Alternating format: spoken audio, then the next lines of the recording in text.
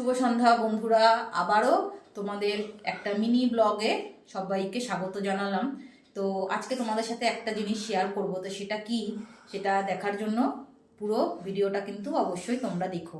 তোমরা সবাই জানো যে পুজোর সময় আমি একটা ডাইনিং টেবিল কিনেছিলাম, তো সেই টেবিলের চেয়ারে ঢাকনা কিনেছি।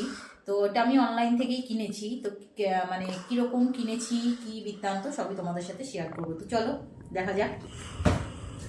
এই দেখো বন্ধুরা, চেয়ার, আর এই চেয়ারের ঢাকনার অবস্থা দেখো, সব প্লাস্টিকগুলোকে ছিঁড়ে ফেলেছে। দেখো এত সুন্দর চেয়ারটা, কিন্তু তার প্লাস্টিকের কাভার সব বসতে বসতে ছিঁড়ে যাচ্ছে। সেজন্য আমি একটা চেয়ারের কাভার কিনেছি।